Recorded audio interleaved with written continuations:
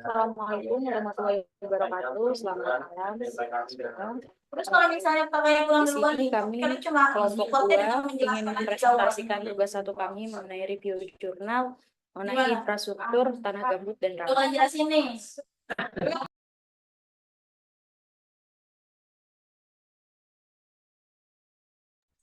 Kelompok kami berisi 5 orang, ada Adnan Maulana, Irwin Yaksono, saya Anissa Puspita, Muhammad Akmal Aditya Kalau misalnya Kusnandar, enggak, dan baru kalian tanya Akli kamu Rifat. apa, nanti biar saya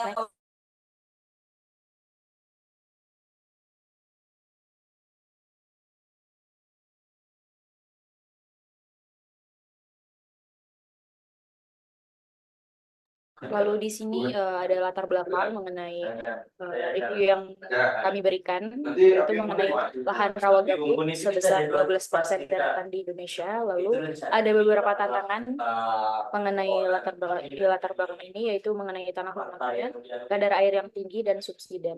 Lalu ada pula dampak lingkungan yang ada pada lahan rawa dan gambut, itu ada emisi karbon, pencemaran air, degradasi ekosistem. Lalu ada juga perlu solusi teknis dan keramahan lingkungannya. Lalu untuk pembangunan di lahan rawa atau gambut ini sulit dilakukan karena sifatnya yang sangat lunak dan mudah untuk turun. Selain itu juga konstruksi pembangunan yang salah juga bisa merusak lingkungan dan meningkatkan emisi.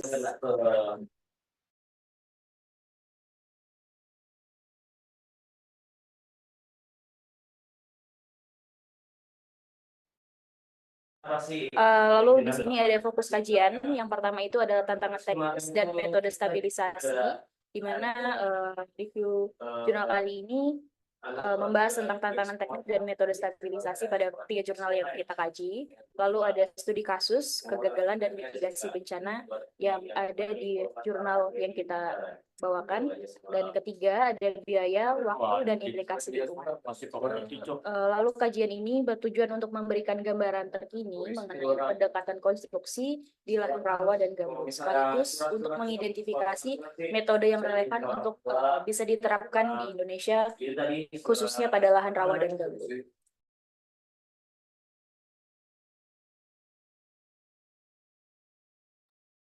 Baik, selanjutnya di sini ada jurnal pertama.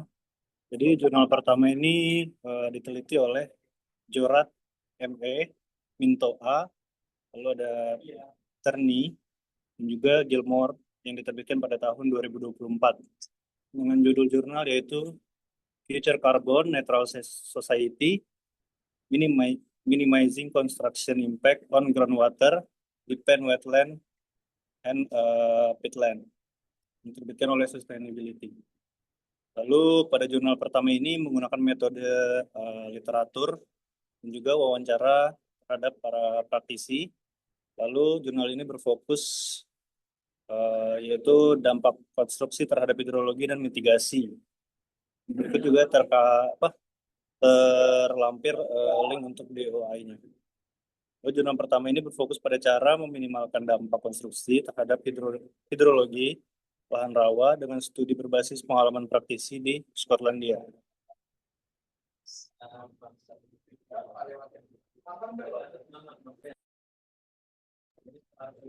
Lalu selanjutnya di sini ada review singkat untuk jurnal pertama. Yang pertama itu ada tantangan.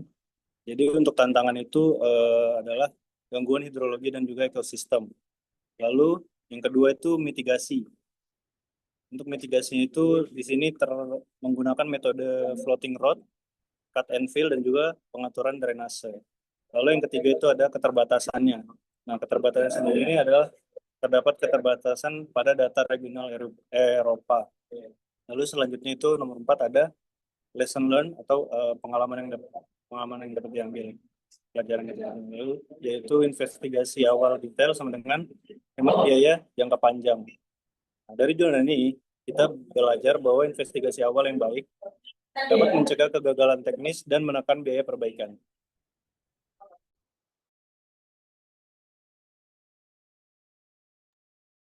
Lalu selanjutnya pada jurnal kedua itu ditulis oleh Hill, Kavi, lalu ada Fraser, dan juga Queen dan kawan-kawan yang diterbitkan pada tahun 2019 dengan judul Wind Farm Development on Peatland Increase Fluvial Macronutrient Concentration and Export yang diterbitkan oleh Environment Research. Pada jurnal ini menggunakan metode monitoring kualitas air selama 31 bulan dan berfokus pada dampak pembangunan infrastruktur, jalan, dan juga boropit terhadap nutrien. Berikut juga terlampir link daripada DOI-nya. Nah, jurnal kedua ini menyoroti dampak pembangunan infrastruktur energi atau wind farm di atas lahan gambut terhadap kualitas air yang juga relevan untuk proyek lain seperti jalan dan tanggul.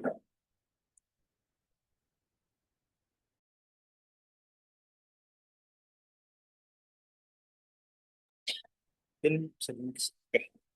Lalu selanjutnya ini ada review singkat pada jurnal kedua. Yang pertama itu ada tantangan, yaitu tantangannya kenaikan DOC dan SRP atau nutrien akibat konstruksi.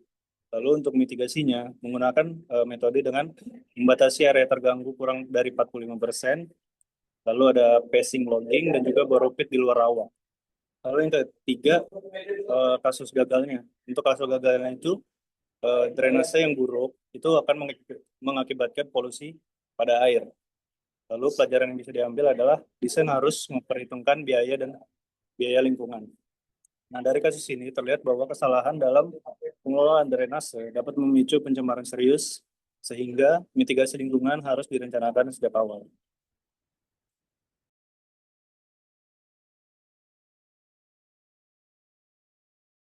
Kemudian yang berikutnya jurnal ketiga itu ditulis oleh Talib, FM, Kamarudin N. Muhammad, HN, Italia yang ditulis tahun 2025 dengan judul Enhancing Pit Soil Embankment Stability Through Air Tube Pipe Grid System in Sabah, Malaysia. Diterbitkan oleh Southeast Asia Engineering Journal dengan metode eksperimen laboratorium dengan fokus peningkatan stabilitas timbunan gambut dengan pipa PVC grid. Jurnal ketiga ini berasal dari Malaysia dan mengusulkan metode inovatif menggunakan pipa PVC sebagai penguat timbunan di atas tanah gambut.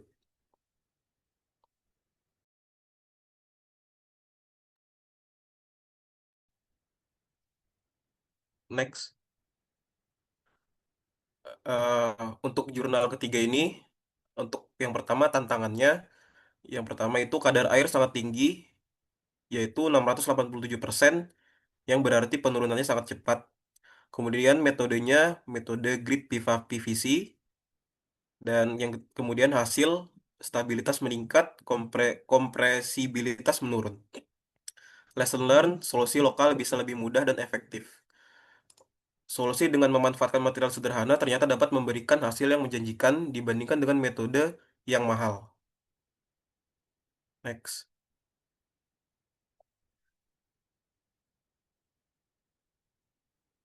Kemudian analisis kritis jurnal pertama ditulis oleh Jorat Etalia 2024 itu mitigasi berbasis investigasi awal. Kemudian Hill Etalia ditulis tahun 2019 itu data lapangan dampak nutrien. Kemudian Talib Etalia ditulis tahun 2025 inovasi teknis PVC grid. Ketiga jurnal melengkapi satu sama lain, ada yang fokus mitigasi, ada yang fokus dampak lingkungan, dan ada yang fokus solusi teknis. Next. Kemudian yang perbandingan metode untuk jurnal pertama Jorat Etalia 2024, metode yang digunakan floating road atau drainase dan drainase. Kemudian Hill Etalia 2019, metode yang digunakan pacing lodging, borrow, pit offsite. Kemudian jurnal ketiga yang tulis oleh Talib Etalia 2025, metodenya air tube PVC grid. Next.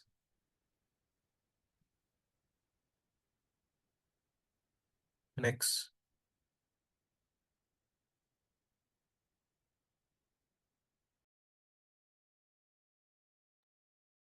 Di sini udah masuk ke studi kasus dan kegagalan. Dari ketiga jurnal ini, yang pertama itu ada Jorat et alia. Kegagalannya di situ subsiden akibat dari investigasi yang kurang. Kemudian untuk Hill et alia, kegagalannya yaitu nutrien yang meningkat akibat dari drainase yang buruk. Kemudian yang ketiga itu ada Talib et alia. Kegagalannya yaitu embangment turun sangat cepat. Dari setiap jurnal mengungkapkan kasus nyata kegagalan yang menjadi pembelajaran untuk proyek di masa depan. Mitigasi dan solusi. Dari jurnal Jorat itu investigasinya awal dan detail. Kemudian untuk yang kedua itu pembatasan gangguan, kemudian passing logging. Yang ketiga itu untuk yang talib itu menggunakan air tube system. Dari ketiga jurnal itu, solusi yang ditawarkan menekankan pentingnya mitigasi sejak tahap perencanaan, bukan hanya saat konstruksi berlangsung. Untuk stabilitas dan metode PVD, metode klasik percepatan konsolidasi.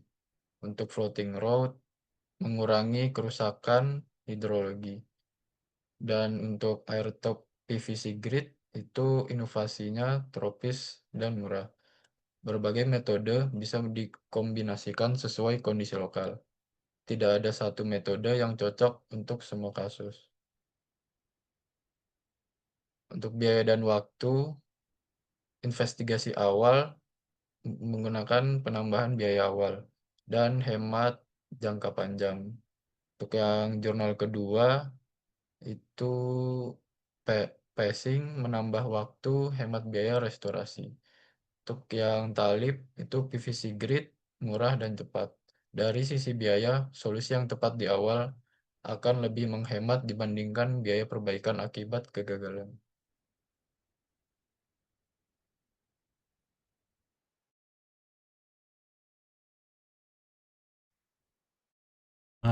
Next, mungkin langsung masuk ke implikasi lingkungan atau dampak yang dihasilkan. Hasil dari penelitian Jorat et al. Pada 2024 itu mengakibatkan mitigasi hidrologi.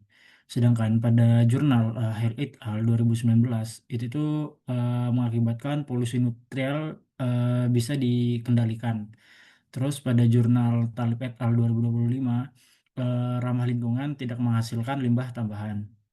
Implikasi lingkungan sangat penting karena kerusakan ekosistem gambut akan sulit dipulihkan jika tidak ditangani dengan tepat. Next. Selanjutnya ada lessons learned and kesimpulan. Lesson learned-nya investigasi awal adalah kunci. Mitigasi harus terintegrasi sejak desain. Solusi lokasi bisa lebih efektif dan murah. Kesimpulannya, metode harus adaptif dan berkelanjutan. Konstruksi di lahan rawa memiliki tantangan teknis plus tantangan lingkungan. Terus pendekatan teknis dan ekologis harus berjalan beriringan. Jadi untuk melakukan konstruksi kita tidak bisa hanya memikirkan pembangunannya saja, tapi kita juga harus memikirkan lingkungan dan dampak yang akan dihasilkan. Next. Keterbatasan kajian. Keterbatasan ini mencakupi pada jurnal 1, 2, dan jurnal 3. Keterbatasan yang pertama itu studi masih terbatas di region. Nah, kalau untuk sebagian besar jurnal yang kita review itu dari UK sama Malaysia. Terus untuk kajian kedua itu minimnya data jangka panjang. Terus untuk keterbatasan kajian ketiga itu perlu penelitian lanjutan di Indonesia.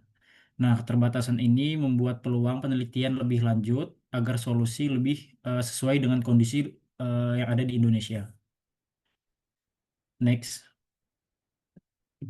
Terus ada referensinya. Yang pertama kita dapat dari Jorat, referensi dari Jorat ME Mito A, terus yang ditulis oleh Thierry dan Gilmore 2014 dengan judul Future Carbon Neutral Social Mining Construction Impact on Wetland and Peatlands Sustainable. Terus yang kedua dari Hill, Covey, Brazers, Queen pada tahun 2019. Terus jurnal yang ketiga dari Talib FM, Kamarudin, Mohd dan et al. 2015 dengan judul Ancient Peat Soil Embankment Stability Through Earth Tube. Oke, mungkin eh, sedikit review, penambahan review panjang sedikit. Dari jurnal satu itu mendapatkan hasil dampak utama kontribusi pada peatland wealth itu yang pertama penurunannya muka air tanah. Terus itu menghasilkan meningkatnya dekomposisi gambut dan pelepasan karbon. Terus hasil yang kedua itu perubahan aliran hidrologi akibat galian. Terus jalan akses cut and fill floating dan parit. Hasil yang ketiga itu hilangnya habitat, menurunnya kualitas air serta kekurangannya kenaikan garam hayati. Terus ada mitigasi efektifnya itu meliputi penghindaran lokasi gambut dalam atau sensitif dan perencanaan, investigasi tapak yang detail sejak awal, desain yang mengikuti topografi dengan drainase yang memadai. Terus ada penyimpanan dan pengambilan turf atau lapisan vegetasi tanah secara hati-hati. Terus pada jurnal satu juga memiliki keterbatasan. Yang pertama itu studi ini bersifat review dan konsultasi. Jadi untuk untuk jurnal ini tidak bisa melakukan eksperimen lapangan langsung dengan pengukuran yang kuantitatif. Terus data jangka panjang juga mengenai efektivitas migrasi masih terbatas. Habis itu keterbatasan pada jurnal satu ini beberapa temuan tuh hanya berbasis konteks Skotlandia atau UK, sehingga eh, untuk di beberapa wilayah itu harus melakukan uji coba lagi. Terus hasil wawancara pada jurnal satu ini mengandung bias atau subjektif tergantung pengalaman dari masing-masing.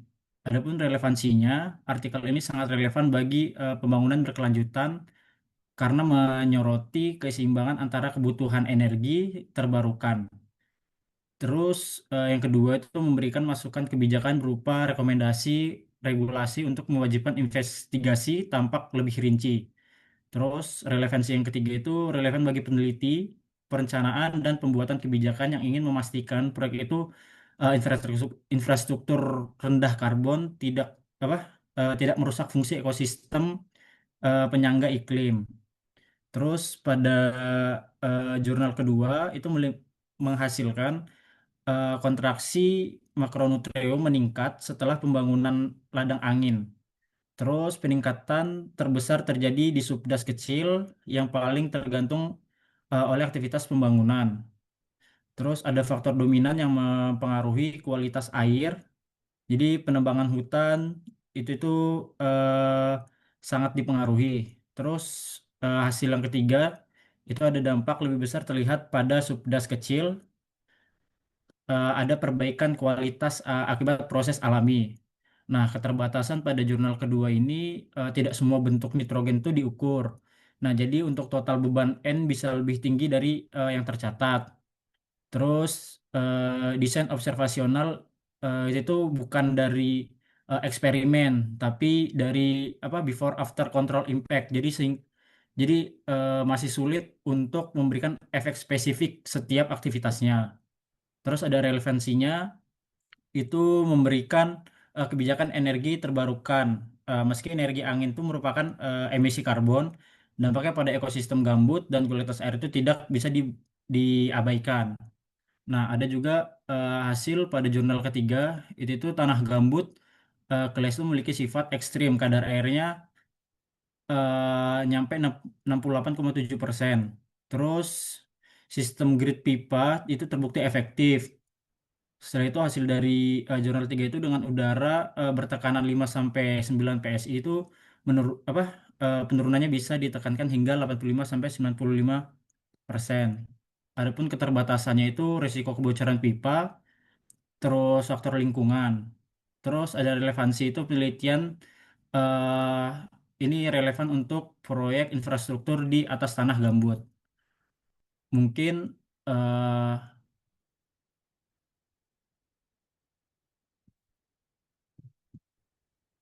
sekian dari presentasi dari kelompok kami. Mohon maaf jika masih ada salah kata. Kami tutup presentasi pada hari ini. Wassalamualaikum warahmatullahi wabarakatuh.